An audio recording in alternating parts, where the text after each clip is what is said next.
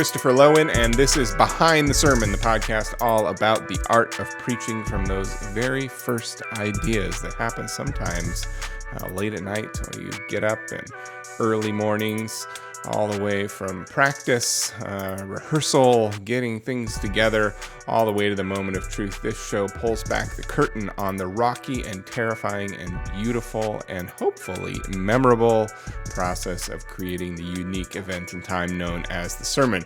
Behind the Sermon always features recent audio of a sermon, most often ones that I preached here, where I have the privilege of pastoring here in Southern California at the Redlands Adventist Church. And as always, I will share my candid thoughts and reflections and the good and the bad and about the things that were left out and overlooked along the way.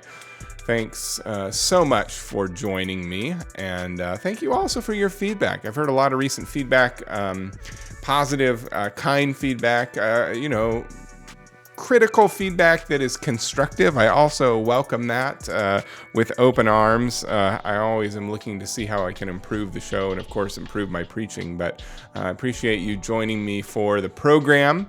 And as always, if you're listening on the podcast, please know that you can watch the video version. If you haven't had enough of my mug, you can go and watch the video version. Go to my YouTube channel, Lowker, Lowekr. I'll put a link right up here. I just bumped my mic. But you can watch the video version of it, and we'll also have the video version of the sermon. So there you go. If you want to check that out, you are welcome to do that. And of course, if you're watching on YouTube, please know that we have the podcast is fully on all the major platforms. We're on iTunes and Stitcher and all the different places. You can find us where you get your podcasts. We're even on Spotify. So there you go. But thanks for joining me. This week I'm talking about a sermon that I preached on October 3, so just a couple of days ago. And it's, again, a part of a sermon series that I've been in the middle of for some time now, which is Mountains and Valleys. And we're looking at metaphorical mountains that we go through in our lives, and metaphorical valleys, the ups and the downs, the dark places, the challenges. And then we're using the stories from the Bible about mountains and valleys as sort of an entree, a way to look at these challenges that we all go through in life. And, I reflected at the beginning of last week's episode about how, it felt a little bit like trying to fit a round peg in a square hole, where I had this,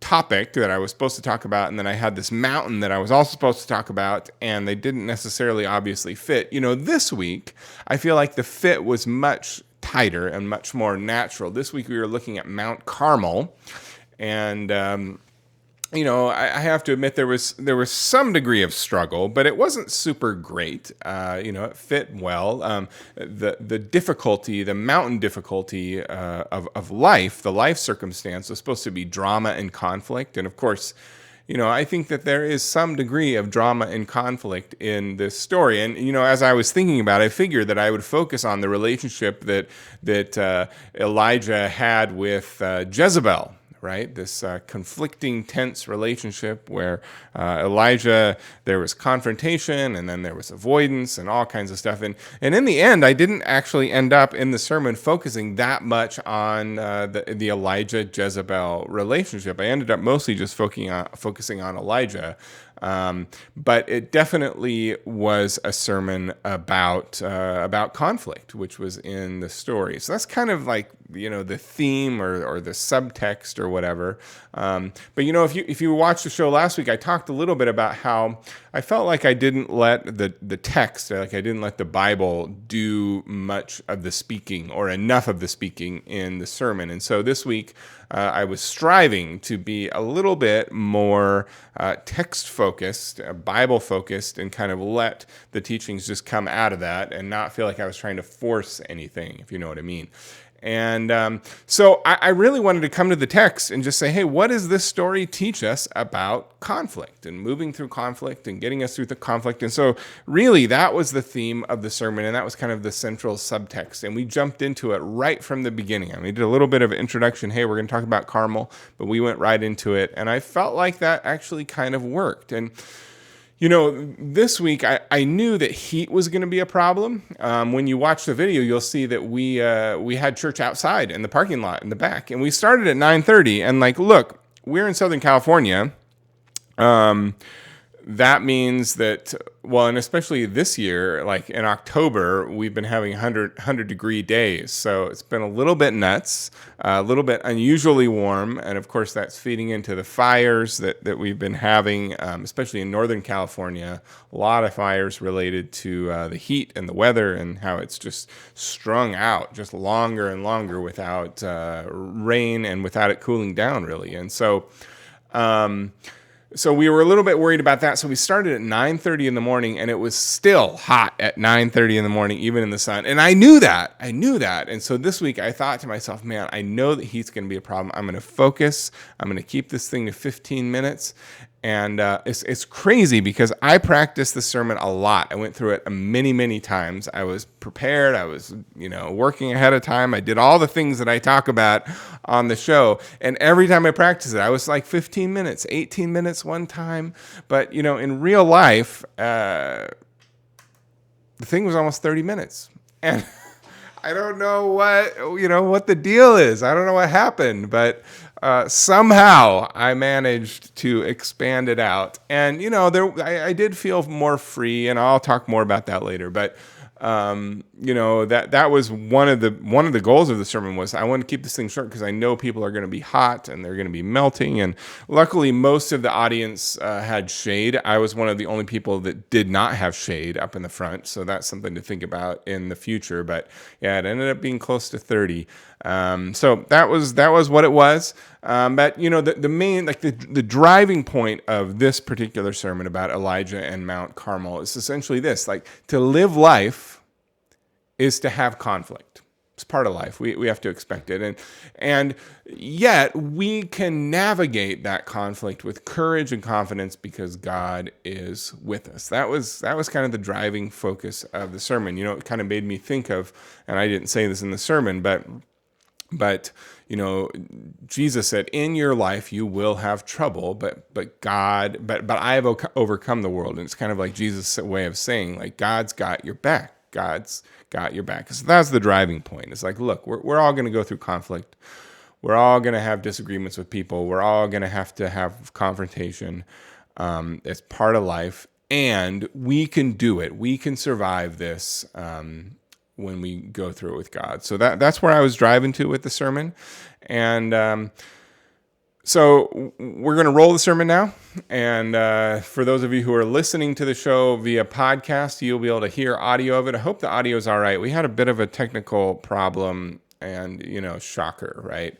But I didn't feel like we got the best recording. My tape ran out of recording space. It was terrible. Anyway, but regardless, you can listen to it, or you can listen and watch if you're on the YouTube feed. But like I said, it's about 29 minutes. So if you have already listened to it, it's fresh in your head, you don't want to listen to it again, go ahead and you can bounce forward 30 minutes or just follow along. Listen again with new eyes and new ears, but we'll catch you on the other side. Good morning, church. It's good to see you. I'm going to stand right here in the sun so that I know what the temperature is so that we can keep this thing short and keep everyone with the least amount of sweat. Willem, am I okay? Am I all right? Thank you, Willem. I appreciate it.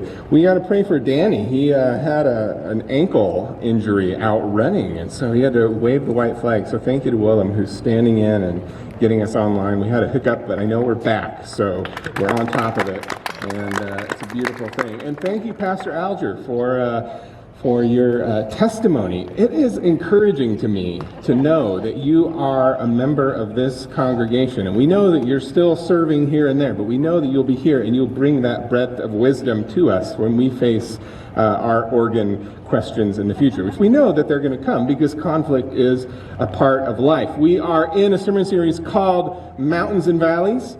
And in this sermon series, we were looking at different mountains from the Bible and also some mountains and valleys in our lives. And today, as David shared, our sermon is on Mount Carmel. Mount Carmel, which features large in the story of Elijah. And as David indicated, sadly, Mount Carmel is not a mountain of Carmel. I don't know about you kids, but when you hear Mount Carmel, you might think like I do of caramel corn from Bright's in Walla Walla. My dear coworker, Shelley, has helped me with that. You visited a couple of times since we moved down here and brought me back caramel corn from Bright's in Walla Walla. It is the best stuff available. It's the best stuff in the world. I absolutely love it. But sadly, Mount Carmel is not about dessert. But kids, if your family is anything like my family, oh man, Carrie, I know these are not yours, so I hope that you don't feel offended. I know Carrie, she makes caramel corn, but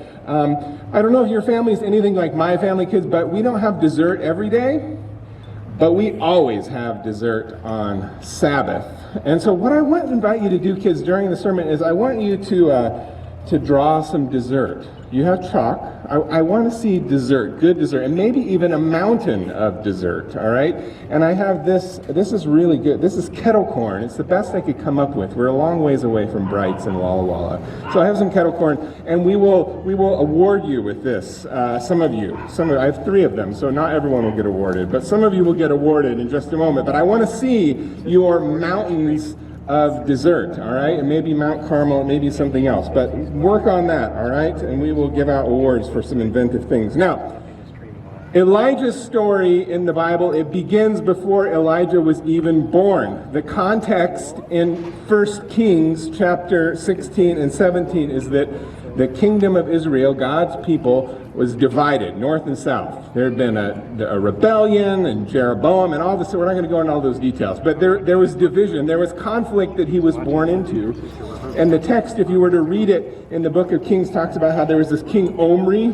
And I love what the message paraphrase says about Omri. It says that he set new records for evil. He was not a good king. And then his son came along, and you might say like father, like son. His son was named Ahab, except for his son was even kind of a worse king than Omri. In fact, the message for him said that Ahab was a new champion of evil and that he made God angrier than all the other kings of Israel in the past put together, right? Not a popular dude. And he married this lady named Jezebel. And of course, Jezebel today is a pejorative name, right? If you call someone a Jezebel, like nobody names their child. Well, I don't think many of us, I don't know of anybody that got named that, but I know it's a pejorative thing. If you get called a Jezebel, it's a pretty big insult. So he married that lady who was not the best person, and then all sorts of other crazy stuff he set up. So this is like a king, like an Israelite king, you know, one of the chosen people. And the text says that they set up temples to Baal, which is a god, and then temples to Asherah, which is the god from where Jezebel was from. She was the fertility goddess. They set up temples for them. There's one part of the text that actually said that he did like sacrifices of his own family. We don't have to talk any more about that, but just kind of a dark picture of this. And so this is the scene that Elijah was born into. Are you with me? Are you with me? So Elijah was born into a situation of conflict. So I want you to read with me. If you have a Bible with you, if you have your phone, pull that out. We're going to look at 1 Kings chapter 17. And I'm going to read from the Message. So it may be a little bit different from your version. Or if you pull up the Message, you can follow along. So this is what it says. Oh, by the way, we're going to look at 3 quick vignettes on conflict, and then we're going to be done. So we're going to look at 3 quick observations about conflict as illustrated by Elijah's story. So this is the first one from 1 Kings chapter 17. This is what it says. And then this happened. Elijah the Tishbite from among the settlers of Gilead confronted Ahab. As surely as God lives, the Lord of Israel, who I stand in obedient service, the next years are going to see a total drought. So here's the first observation. Sometimes conflict comes to us, right? Someone steals from you. Someone's texting while driving, they hit your car, like happened to me a couple summers ago. Someone betrays you. Someone backstabs you, talks behind your back. Maybe you have injustice that takes place in your life. You're unfairly targeted. Someone judges you by how you look or by how they see you behave or by your appearance. Sometimes conflict comes to us, right? Someone takes advantage of us. Someone's unfair, unkind. Sometimes conflict comes to us, but sometimes we highlight conflict that's already taking place. Sometimes conflict comes to us, but sometimes we name conflict that's already happening that everyone else thinks is normal. And that's what we see here. We see in Elijah this person who is courageous and who speaks truth to power. There's this whole situation that's happening that's not okay. And Elijah sort of gets pinned as the guy who creates the conflict, but he didn't create the conflict, he just names it. He just brings it to the surface. And it's obvious. I mean, Elijah, he could have let it go. He could have ignored it. You know, we read later in our scripture that Dylan just read for us that Ahab calls him a troublemaker.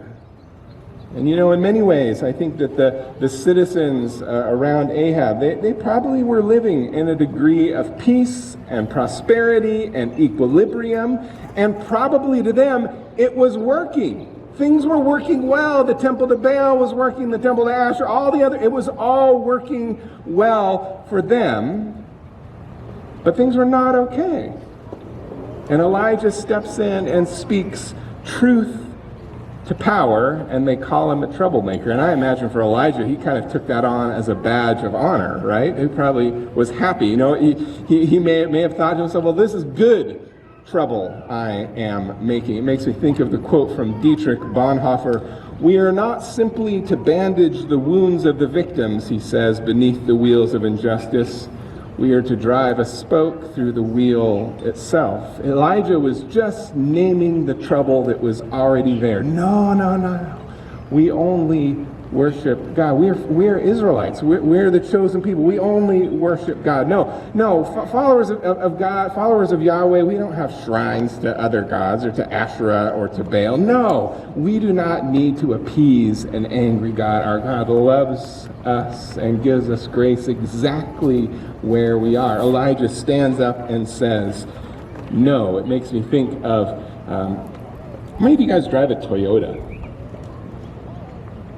Some of us. There's a lot of us. I know my wife back there, she's raising her hand. We have a Toyota. We have a van. One of the things that I learned, I read a story about Toyota, and especially when Toyota came to the U.S. and they started their first factory in Ohio, they had this thing called the Anden cord. Raise your hand if you ever heard of the Anden cord. Any of us here, the Anden cord? The Anden cord is this thing that empowered anybody who worked in the entire Toyota factory to pull this cord, and it could potentially stop production altogether. It empowered anybody. If you saw something that was a safety issue, if you saw something that was a quality issue, if you saw something where the process could be improved and made better, every single employee, no matter how high up on the totem pole of social and economic whatever, or no matter how low, anybody had the power to pull the Anden cord to identify and create, as it were, conflict. Anybody could see. And they have this culture where it says, go see. And if someone pulls the Anden cord, then the higher ups, the yucky-yucks, they have to go and see what it was. Anyone has the power to pull the cord. Now, there's a Toyota plant in Kentucky, and I was reading an article. Guess how many times that cord gets pulled every day in Kentucky? Who would say it gets pulled less than 10 times? A few of us. Who would say it gets pulled between 10 and 100 times a day? Who would say it gets pulled? I'm seeing a few hands here and there. What about who would say it gets pulled more than 100 times, but less than 1,000 times per day? Some more. You're all wrong. It gets pulled more than 5,000 times a day. And you might think, well, man, Toyota, they must make terrible cars if the thing's getting pulled all the time. But those of us who know and who have a Toyota, we know, no, they make the best cars. Sorry, you don't. I mean, I just bought a car that was not a Toyota, but we have a Toyota, and we know they're the best cars. I think that's the car you want to have, and it's because people have created a culture where it's okay to speak truth to power, to name a problem that's happening. And sometimes we have to have the courage to speak truth to power, to name the thing that's happening that's not okay, to point out injustice, to inconvenience the folks who are comfortable and for whom everything is working. Some of us who are sitting around here in this place are in that category, including myself. And it can appear when someone speaks truth to power, it can appear that they're creating a conflict, but really they're just highlighting something that already exists. So, first observation for us is, when was the last time you pulled the Andon cord in your life? When was the last time you pulled it at work? When was the last time you pulled it on your teacher? That's dangerous, right? When was the last time you pulled it in your family, in your home, for something that isn't work? When was the last time you created problems? You created trouble? When was the last time you were labeled troublemaker? And if you're thinking to yourself, man, well, how do I even know if I'm creating trouble, like good kind of trouble, or if I'm just like doing drama and unnecessary conflict? If you have that question, it's a great question. I'm going to talk about it in the podcast. Go to Behind the Sermon and listen to the podcast this week. We're going to talk about that, but we're going to move on because it is 84 degrees. So that's the first one. Sometimes conflict comes to us. Sometimes we create good conflict because we identify problems that need to be identified. Here's the second thing about conflict. When we're faced with conflict, there's kind of two primary options we can do when it comes to conflict. So we are in a situation where there is conflict, someone's mad at us or whatever. We have two primary options. One, confront it, and the other, anybody? Avoid it. I mean, there's lots of kind of in-betweens, but like the big options are we can confront it or we can avoid it. And it's crazy, in the story of Elijah that we see here in 1 Kings, Elijah models both of these things very, very well. We've already touched on the first. That was what our scripture was about, right?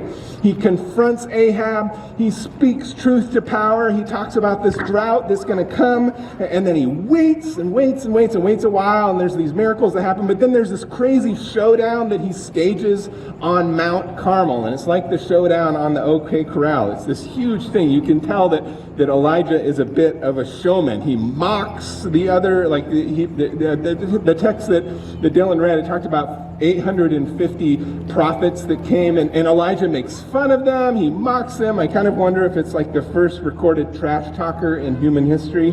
I'm not really sure, but he makes fun of them, and it ends with this fireball coming out of heaven. Huge, gigantic, dramatic confrontation. Very, very clearly, Elijah steps into that confrontation. He goes after it. The conflict, he hits the conflict head on. Clearly, that's what it is. And we all have to do that from time to time. I know that there's some parents here that wish that you, at moments, could rain down fire from heaven.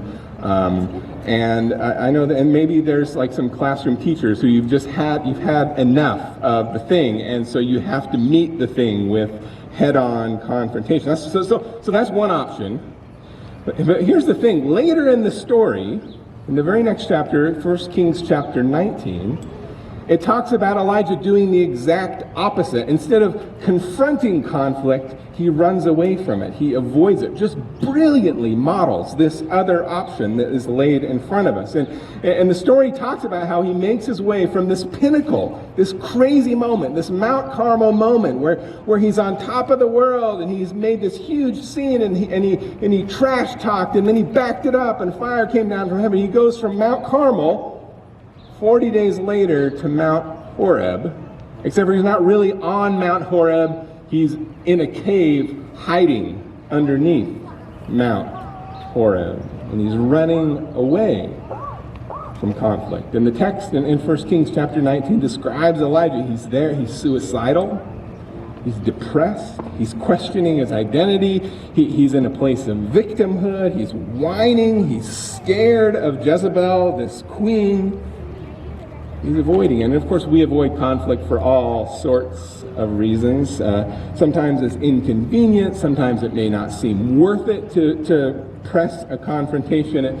Sometimes maybe it feels like we're creating the conflict, like we just talked about a moment ago. Maybe we're scared. And, let's be honest. We all know some Jezebels in our life. They may not have that name, but we all know some people like that. And it's not a gender thing. There are male Jezebels out there. We all have those people in our lives. Sometimes it's scary to have conflict with them. Sometimes we think it's not my job. Some of us for its personality.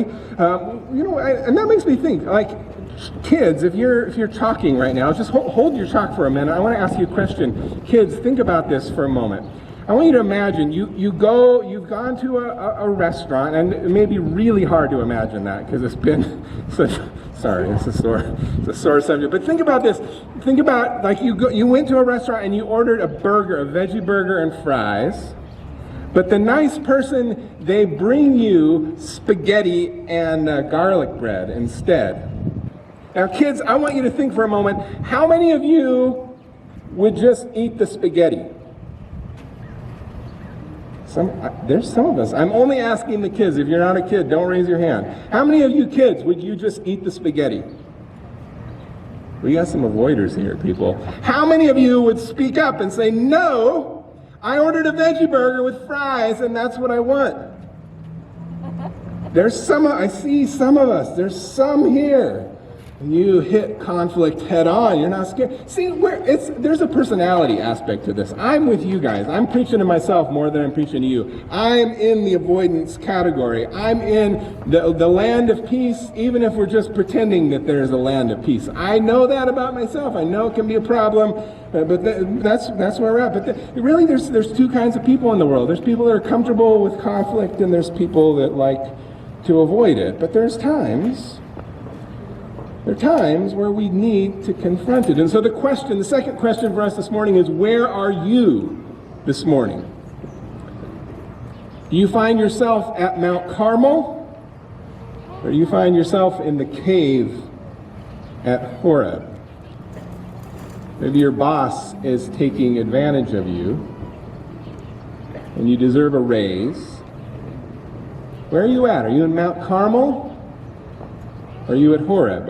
Are you heading conflict straight on, or are you avoiding it? Maybe you have a friend who's being hypercritical and cruel. Maybe you have a child in your family who has too much computer time or the wrong sorts of things on the computer that you know are happening. And the question is, are you at Mount Carmel or are you at Mount Horeb?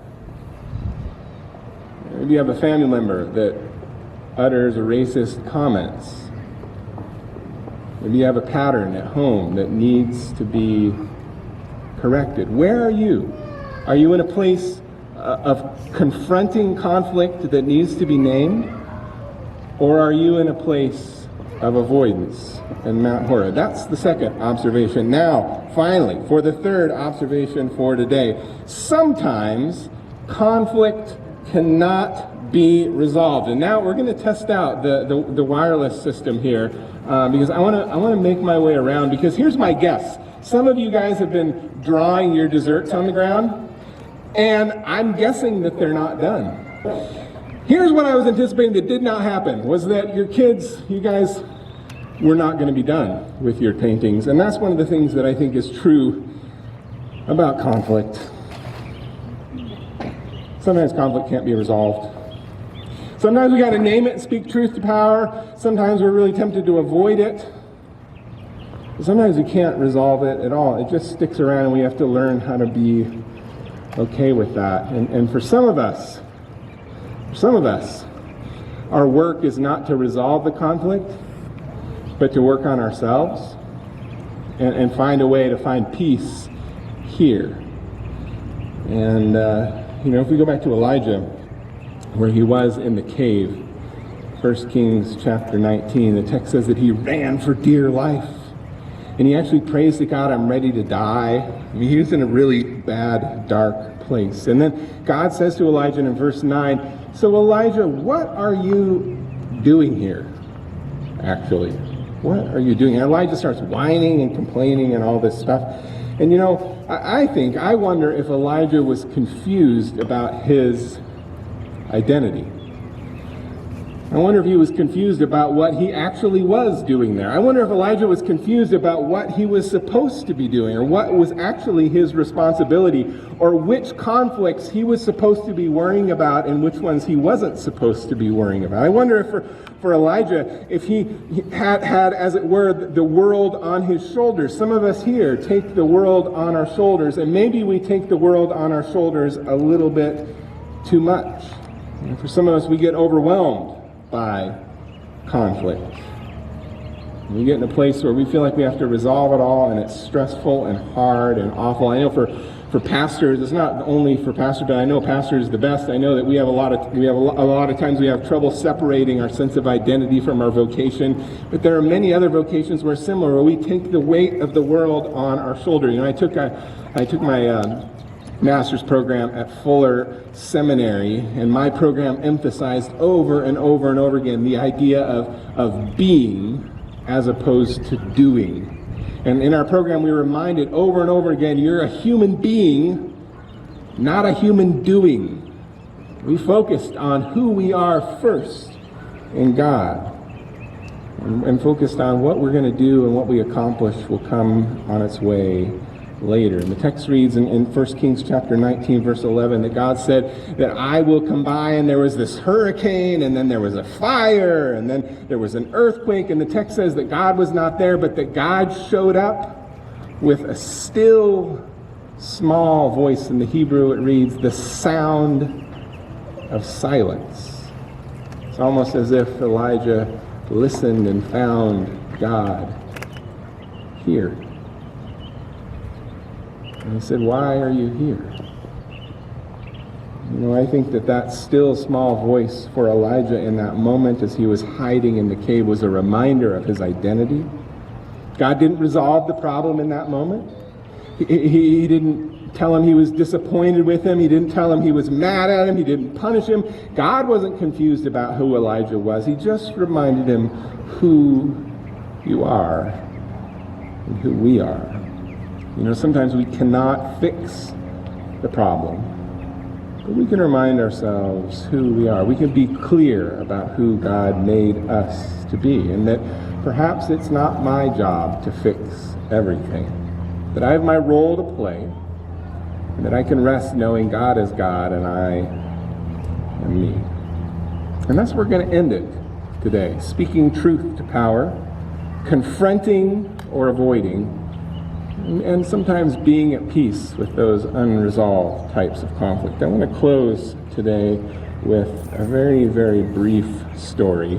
I mentioned that I like to avoid things, and the band, they're going to make their way up right now to sing our final song. But I mentioned sometimes I have the personality that it tends to avoid things, right? Well, early on in my pastoral career, I had someone who was working with and for me, under me. I was supervising them, who was grossly negligent. Like, not negligent in putting people in danger sort of way, like negligent as in being paid but not actually working, like at all. And it wasn't like a situation where the performance wasn't high. It's just like they were not doing anything.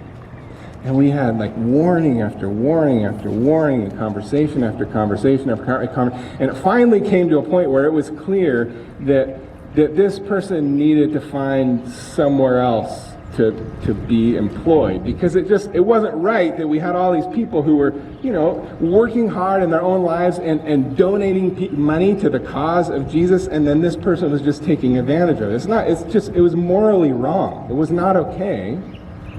And man, I hate confrontation. I hate it. But there's a moment where I knew we have to let this person go. And I was so scared. I hemmed and hawed about it. I writhed my hands for a couple of weeks, and I didn't want to do it. I was in the cave, right? Then I went and talked with my boss and kind of laid out the situation. And my boss said, look, you're right about this. It's not okay. It's our responsibility to do something, but look, I'll go with you. I'll go with you. So the three of us got together, and when I didn't know what to say, my boss stepped in and spoke up.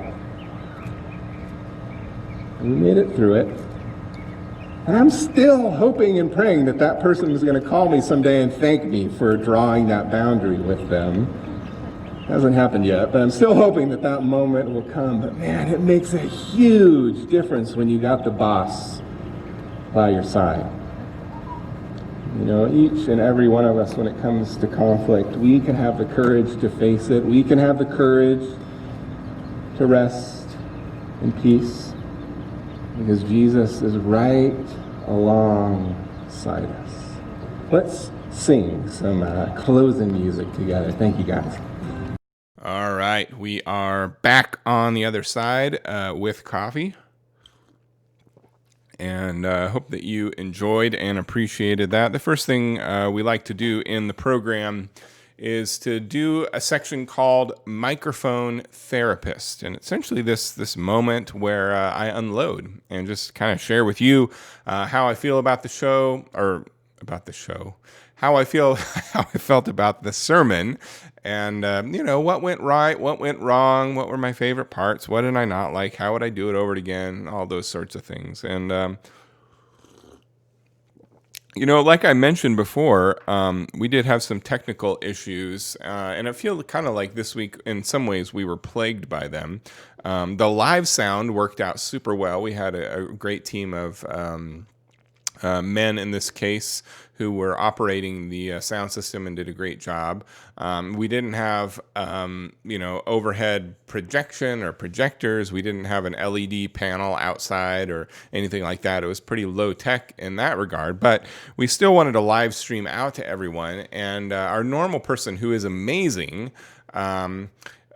rolled their ankle, and so was not able to come and help operate the live stream, and that left it up to me. And one of our teenage members graciously was willing to come and kind of help out, but it was we were trying to use this cell phone system over data, and it just, the guy that helped, he did an amazing job, but like it was sort of an impossible task. And so the phone kept on getting too hot, and it turned off multiple times. It didn't work out very well. And so, like, all leading up to the start of the event, I was all stressed, and I was running around, and I was trying to pull together all these loose ends, and I had gotten a new outfit. So here you go. Here's the secret. I got myself a new outfit for preaching. I got some linen pants, and I was thinking, man, I'm going to look all summery outside and whatever. And it was all the new clothes I got were kind of light colored, and I was sweating. And so that I was worried about having streaks of sweat as I was standing up front. And so I was all self-conscious. Anyway, it was kind of like, that was the morning. That's what it was like. I was running around and just, stressed, and it wasn't exactly how I would have liked it to be. So that part of it, I did not particularly like or appreciate. I found that to be stressful and not that fun. It took my mind out of, what I was trying to communicate and what I felt like God was leading me to say, which is, listen, you're going to have conflict in life, and God's going to make you through it. But, maybe me being stressed about the sermon was, what maybe I was preaching to myself, you got this, you're gonna be all right. So with that being said, there's a part of me as well that I really enjoyed myself. It's been a long time since I've preached live, since I've been able to present in front of a live audience of people. And I love the energy, and I think people wearing masks made it a challenge still. It's hard to kind of totally read people, but I could hear people's immediate vocal responses to my jokes, and that was super helpful. I really love, and this is something I started practicing last year during my first year here at Redlands Church, and that was is kind of like calling out people. I don't know if they like it. I probably should check on that, how much people like that or not. But I like to call out people, different people that I have relationships with, and conversations that I've had, or things that I know that are happening in people's lives that I know are not, like they're not like wanting them to be private or whatever. Like some parent had a kid who, pass their driving test or something, and they post all about it in social media. Like, I like to mention that sort of things. I feel like it's endearing, and it's community building, and it connects people and all kinds of stuff like that. So I love to do that in a tasteful way, and kind of just be off the cuff a little bit. And honestly, that's probably why the stupid sermon, got so long, and like went went longer than I had intended. I was a little too loose with my outline, apparently. But anyway, I had a lot of fun. I really enjoyed doing that. So in that respect, the setting was really awesome. One of the things that I felt a little bit self-conscious about was the intro. Back at the beginning of the service, I did the kind of the welcome with our lead elder, and that's, for those of you who are not part of kind of a church world or an Adventist world, that's like kind of like the primary, the main volunteer leader, who's not an employee but who's like a major leader of the church. And so the sermon title was Mount Carmel, and he knew that was in the bulletin and stuff, and so he had a joke about Mount Carmel in his intro. And I had already kind of planned on using Mount Carmel in the intro to my sermon. And so I kind of felt like by the time I got there, I thought it would be fine, but by the time I got there, I sort of felt like I was repeating the same thing. And then I had this whole like popcorn. I went out and bought bags of kettle corn as rewards for kids. And if you watch the sermon, there's like a part where I like leave the front and I go walk around and look at the pictures that the kids did. And I kind of feel like that didn't really work super well. I almost feel like the kids didn't really get what I was asking them to do. Like, I told them, hey, I want you to draw a picture of your favorite dessert or a mountain of your dessert. And I guess some kids got it. Like, I definitely saw some kids drew like a mountain of ice cream or whatever. But anyway, and then I only had 3 bags of kettle corn to award, and there were probably like 10 drawings that I saw. So then I felt bad that I wasn't giving them out to everyone. And anyway, so I don't know how well the sort of the Mount Carmel intro was, but that was, really a pretty short little piece, and then I jumped straight into the text about Elijah. The beginning, the very first move, or the very first like observation about conflict, I really liked that idea a lot. That sometimes conflict comes to you. But sometimes you sort of, I didn't say this, but it's sometimes you go make the conflict. And, there's so much we could have said about that, especially in this moment in our culture, thinking about, just like thinking about the NBA. I'm a big NBA fan. I'm a big Lakers fan, and the Lakers are going to go up 3-1 in the NBA Finals tonight. That's Tuesday. It's going to be a brilliant thing. But part of the NBA bubble restart has been highlighting the phrase Black Lives Matter, and the injustice that's taking place in the form of systemic racism against especially African American people in this country. And that is just that phenomenon of speaking truth to power and saying, no, it's not okay. It's not okay what is happening, and what's continued to happen. We're not going to tolerate it anymore. So, any form of protest is sort of a way of speaking truth to power. It's kind of creating conflict, and certainly in the case of Black Lives Matter, whether or not you resonate with the message of that phrase, or if you resonate with the kind of the wider organization. Regardless, we're in a moment where that phenomenon has been accused of creating conflict. And I think what most folks, especially folks that I know who are people of color or people who have been involved in speaking out against injustice, they would say is like, no, we haven't caused any conflict. Just like in the sermon and talking about Elijah, they say we weren't the ones that caused the conflict. We're naming the conflict, and that's inconvenient, especially for folks, and this may, kind of feel like step on toes a little bit, but the naming of that conflict may feel inconvenient for folks who so far have benefited from the injustice that we're highlighting. And, and I see myself as someone who has benefited from that injustice, and I'm trying to do my part in highlighting and fixing it.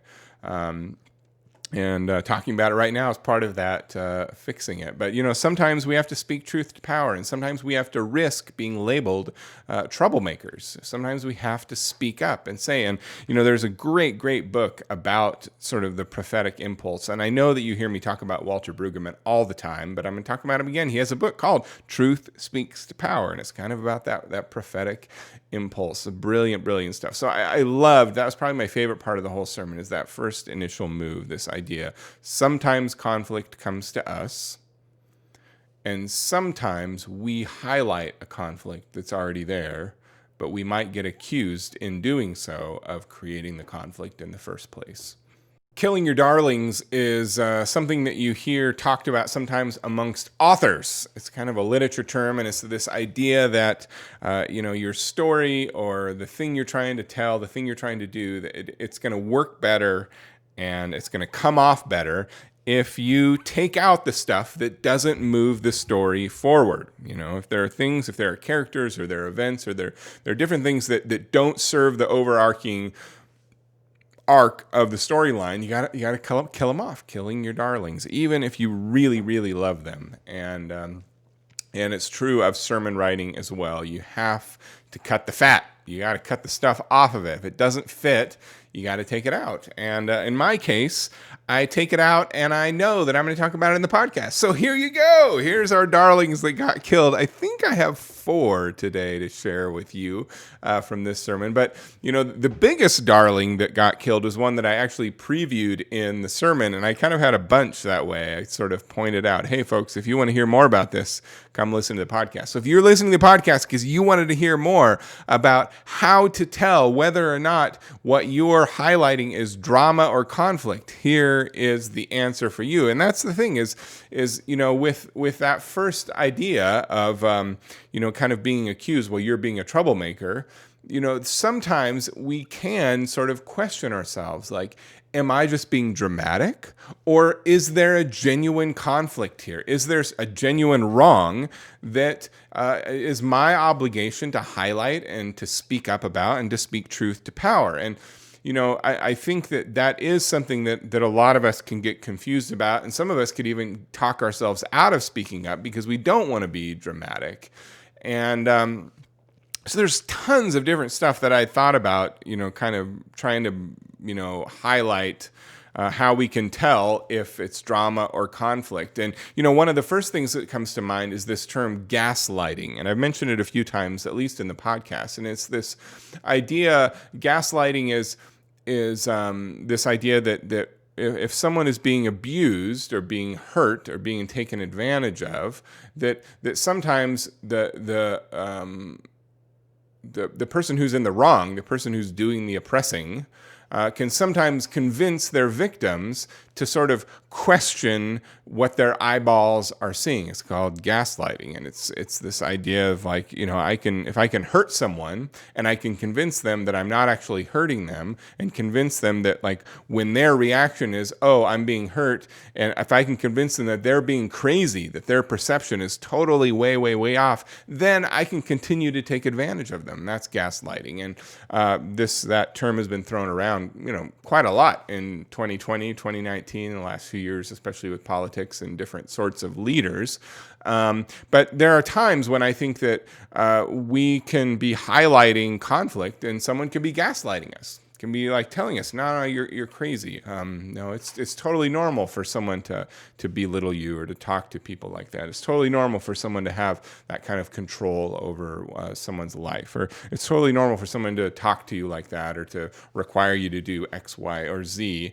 When in reality, it's not normal for those things. How's that for vague? So anyway, so that's one, is that gaslighting can happen, but that doesn't necessarily tell us per se. One of the things that I was thinking about talking about is sort of the phenomena of crying wolf.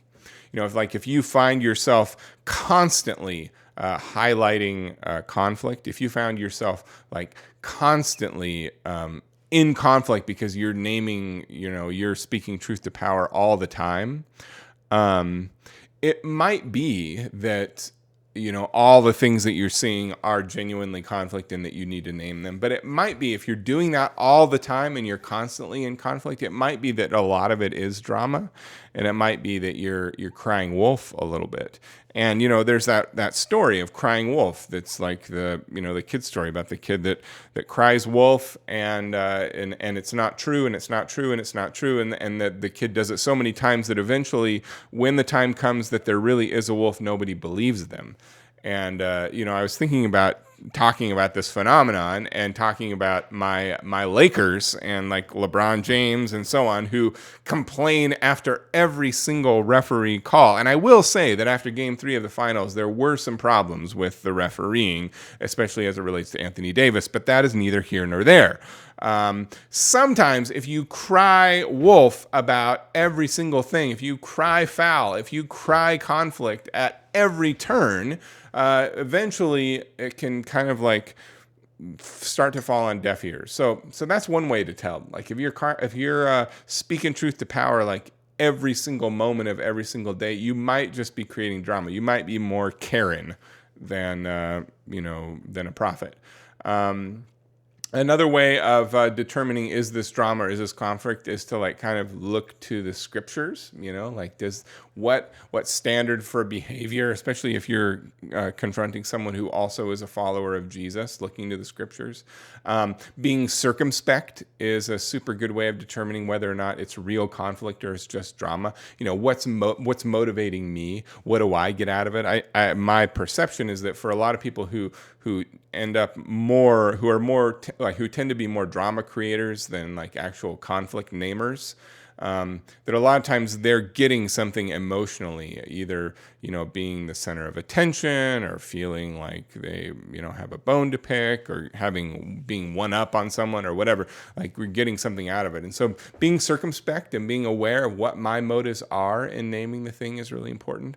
I think another one is, and this is the last one, is if you're super eager. If you're really, really eager to be naming conflict, like if you really like it, and that's of course related to motive, but if you're really eager to do it, it might not be true conflict. It might be you're just creating drama. Being a prophet, I think, and I've said this many times, being a prophet is a scary, scary thing. Most of the time, prophets get killed, right?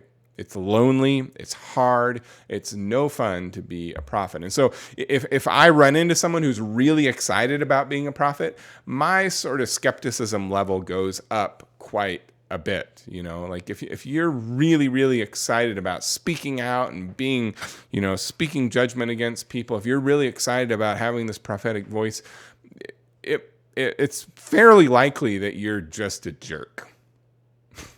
Honestly. Look at what happens to Elijah. He says his piece, and then he is led away by God. He goes through this series of miracles and all this stuff. And I mean, Elijah is not someone who seems at all eager to do his thing. He is willing to follow God's lead and to say what God's leading him to. But he's not like over the top eager because he knows, just like Jesus, just like the rest of them, that prophets have rough lives and they often get killed. And that's not just in the Bible. It's in America. That's all through history. If you're speaking out against injustice, your life can be in danger. And so if there's someone who's eager about being in that position, it kind of makes me wonder, like, are you really? Anyway, so there you go. That's how to tell if you're a person who's just creating drama or if you're identifying real conflict. So that was a darling. You can see why that darling got left out. That was a darling that got killed. Just too much material. Another darling that got killed was something sort of related to the idea of, that sometimes we need conflict, that, conflict makes things better. Having someone that calls out and says, no, you can't do that, sort of thing. And my kids, when they were, or especially Finn, my older son, when he was growing up, he watched Mr. Noodle. I think it was Mr. Noodle on Sesame Street. And it's kind of this character that was this person who would do things the incorrect way, and then they would have kids watching, and they would just be recording the kids' voices, and they would record the ways in which the kids would say, no, you can't do it that way. Like he would put his pants on his head, or he would, play tennis the wrong way, or whatever. He'd do all sorts of different things, and it was a regular segment. And the kids would call out and say, no, you can't do anything. And, I think that at its best, that is the best sort of conflict, where there are people on our side who are for us, who also are willing to identify things that are not working well and say, no, we got to try it a different way. So that was another thing that just got kind of left on the wayside. Again, time, energy, just totally didn't work all the way. There was a section toward the end where I was kind of talking about the feeling of being overwhelmed by the circumstances, and how sometimes when we feel like there's conflict, but we're frozen. Like, what little can I do? Like, I need to name this stuff. I need to be a part of it. I need to speak out against injustice, but this problem is so big. How can I be of any help? And I wanted to explore that a little bit, just didn't have time. And I know for me, I feel that a lot of times when I see things in politics that are distressing to me, especially for me, at least, when I see and read stories of corruption, when I hear and read stories about different politicians who, because of their position or because of their influence, they're able to get things for them or their families, or to benefit their businesses in ways that are just not fair. Or like if I see, and this, I feel less strongly about this, but it's a similar thing. Like if I see, someone who's like selling out, they accepted, donations from this or that corporation or company, and then they go in and they speak all, high and mighty and righteous indignation about this or that proposal that they're putting out, and it's like thinly veiled payback for campaign donations. Like that whole system of power and corruption and money, for me, it makes me feel super overwhelmed, and I don't even know how to fix it. I don't even know how to define the problem. I was watching the documentary The Social Dilemma this last week, and it's a documentary. If you haven't seen it, it's a documentary on Netflix about social media. And one of the first segments of the film I found super poignant, and that's these different people who helped invent Facebook, and who helped invent social media, but who have divested themselves. And the filmmaker says, "What is the problem? Describe the problem that there is with social media." And they all were kind of speechless. Like, how do you even wrap your mind? It's so big and so complex and so overwhelming. It's hard to even say what the problem is. And so that was a piece that was kind of an aside in the sermon. And usually asides, they got to go. And then the fourth and final thing that I want to mention here, a darling that was killed, is this idea from therapy. And this is something that I've mentioned before, but something that I've learned in therapy is that avoidance and confrontation tend to sort of go in cycles with each other. And maybe if you're lucky, especially the video people, I'll give you a graphic of this, but avoidance tends to breed avoidance. Like the more that we avoid an issue that needs to be addressed, the more that just builds on itself. But if we can break that cycle, and get into being willing to be, confident and courageous and, to speak up, that confidence builds more confidence. And so there's kind of these competing cycles that work against each other. The more I avoid something, the more likely I am to continue avoiding it. And the more I am to be assertive about my wants and needs, the more likely I am to be able to continue to be assertive. And so I think that is something that's true when it comes to conflict. The first time we willingly step into conflict, it may feel a lot more scary than the 10th time because we get accustomed to it, and our ability to face it, our confidence grows, our experience, some of the fears that we may have had about what was going to happen, they can kind of fade away a little bit, and it just gets better. So there you go. There's some darlings that were killed along the way, and of course there were lots of other pieces that got left out, and that's how it is when you're preaching a sermon. If the sermon is going to be good, got to cut some stuff out, and apparently I should have cut some more stuff out because the thing was supposed to be 15 minutes and it ended up being 30. So there you go. But we'll continue to kill off those darlings. And if you continue to listen to the show, you'll get to hear the backstory of all the stuff that got left out along the way. The segment of the program that has the longest title is this one. It's Wisdom is the Act of Thinking Something Stupid and Not Saying It. And it essentially is this, segment on applied wisdom. If I had to do it over again, how would I do it differently? What did I learn from this particular process? This is about applying wisdom. What did I learn about, the art of preaching from this last week, preaching this particular sermon? And, it's hilarious. Last week in this segment, I talked about how it's important to test your technology. Don't just wait till the last minute and roll it out and hope it's going to work, because it's not going to work. It's going to let you down. And apparently I didn't learn from last week well enough. And, it's funny because I did do a bunch of testing. Like my video guy, he texted me on Friday and said, look, I hurt myself. I'm not going to be able to do it. I'm so sorry. And, honestly, truly, I had no, ill feelings or anything. But that led me into, okay, all right, I got to test some stuff. I got to see, if the equipment that I have is going to work. And I knew that I would be in way too over my head trying to borrow his equipment. And so I tested a bunch of things. I found 2 or 3 different options for doing the live stream that were definitely not going to work, that had I just tried to roll out, on that morning would not have worked. And so I tested it in that respect. And I even tested the cell phone thing. But the problem was, what I didn't test was, the church service was an hour long.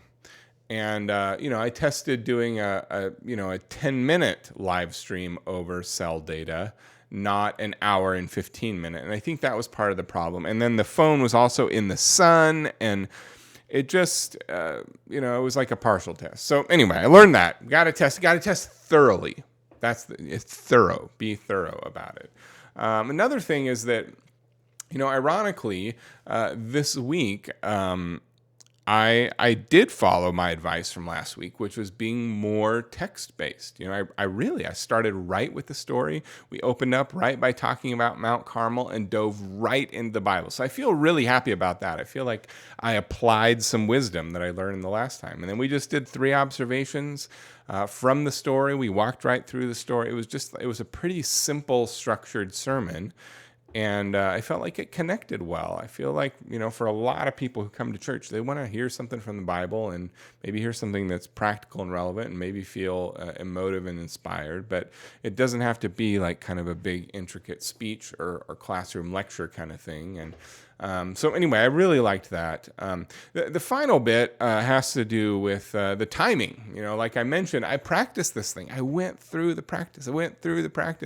And I think that perhaps the lesson in that even though I practiced it and it was the length I was expecting in practice, but it wasn't in the actual performance, if you will, is that we weren't on a screen. And, the setting really matters. And it's been months since I've preached to a live audience, and and it's very different speaking to a screen, and the interaction and all that kind of stuff. I way under anticipated how much time that I was going to need, and that it would take up doing those sort of off the cuff interaction things. So, the lesson there is probably like, think really carefully about the setting and put myself into the setting, and try to appreciate the reality of, preaching on a screen is going to be wildly different from preaching in person. And I know that, but, after however many months of not doing it, it's easy to forget. So there you go. Wisdom is the act of thinking something stupid and not saying it. We have a segment that comes later in the program. In fact, right now where we're in the program, that's called Intent versus Impact. And it's this section for questions and suggestion and feedback, where I share the input that I have received from folks who listen to the show. And, this sermon, I got a lot of positive feedback. It was great, like I said, to be in person. So some of that feedback came face to face, albeit with masks, but it was still good. I got to interact with an old friend who used to sing in one of my grandfather's men's quartet choirs back in the day. And then I got to have another conversation with a person that I met for the first time, who was just visiting our community, and got to pray with that person and get to know them a little bit. And so it was a really beautiful thing. It was great to connect with folks and kind of hear first person feedback. Folks were so excited to be outdoors, to be back in person, to be at the church facility. The whole thing, it felt like a big win. And, I think we had like 100 people there, 150 people there. I don't know. So, and our parking lot's big. So there was more than enough space for folks to spread out and to have, 10, 15 feet of distance between everyone and everyone. So, it was a safe situation, even with more than 100 people. And like I said, we were all outside and all still wearing masks and doing all the things. So, that I got lots of positive feedback for that, and I felt super positive about it as well. I know that we got some negative feedback on the live stream because we dropped it multiple times, and then it dropped in the middle of the sermon and it was out for good. And I know that was a struggle. And so I felt bad because I know that even though we were at the church in person, and all the people were there were at least that many people who were not, and who were home and who were watching online, and for a variety of reasons, maybe because of their own health situation or because of the health situation of people in their family, just were not able to be there in person. And so I felt bad about that, and we did get a little bit of feedback about that. Not like angry feedback, but just, like one person was calling, in the middle of the service. I was using my phone to live stream the thing, and then they were calling on this phone when the live stream dropped, and so I know that it was hard. But anyway, thanks as always for your feedback. You're more than welcome to send me a note, send me an email, find my contact info on the website. You can even leave feedback by way of comment or review on the podcast pages, or on my Facebook, or on my YouTube. There it goes, YouTube page. But yeah, always appreciate your feedback, your suggestions, or how we can improve this program. I like to end the show each time with a segment called That'll Preach. And it's essentially this idea that, as a preacher, we're constantly gathering ideas. It's like, we're always gathering new ideas and trying to find new illustrations and new things that are, that we'll use in a sermon. And I have files that I keep stuff in, and a lot of times on almost every given week, I come across things that I will use at some point in the future, but just didn't happen to fit within this sermon. And so I feel like it kind of gives you a little bit of an eye into the process of being a preacher. It's in a lot of ways, we don't have a day off. We're constantly gathering, constantly reading, constantly putting stuff together, constantly considering about what we have coming next. And, this week I ran across a story about Subway, and you can maybe see me typing a little bit here. I was just pulling it up. The headline is, court rules Subway, that's like the company Subway, court rules that Subway sandwiches are too sugary to meet the legal definition of bread. This is in Ireland, and apparently Subway's dough has a sugar content of 10% of its weight in flour, which is like, holy mackerel. I had no idea. But, according to Ireland, bread, anything that's called bread must have 2% or less of sugar. And if it has more than 2% of its total volume made up of sugar, then it cannot legally be called bread in Ireland. And so I have no idea how I'm going to use that, but I thought that was so hysterical. I mean, they can still sell it, but I think they have to call it something else in Ireland, or they have to change the recipe, or I don't know all the implications. But anyway, court rules Subway sandwiches are too sugary to meet the legal definition of bread. So I don't know how that's going to be used, but at some point I'm going to get a cheap laugh out of that thing, and it's going to be fun. And so when I saw that article, I thought to myself immediately, that'll preach. That's it. Hey, folks, I want to thank you for joining me on the program. As always, thank you so much, whether you're listening on Apple or Spotify or Stitcher Radio or wherever you listen to podcasts, or if you're watching on YouTube, or if you caught this thing somehow through Facebook, wherever you're watching, thank you for joining me, for taking some time out of your day to bring me along on your bike ride or on your run or your car ride or whatever it happens to be. Next week, we're going to continue this series on mountains and valleys, and we're going to be on Mount Tabor, which is also known as the Mount of Transfiguration. It's the story that takes place in Matthew chapter 17, Mark chapter 9, Luke chapter 9, and 2 Peter chapter 2, I believe, is where he talks about it. So if you want to read those, you can read up ahead of time, but we're going to be on that mountain. And in the meantime, I so appreciate you sharing the show with your friends. If you see me posting about the podcast, I would love it if you share that as well. Give me a signal boost, like, comment, review, rate, etc. When you see this thing come around, it helps others find this program. And I enjoy putting it together, and hopefully you find it a useful thing to listen to.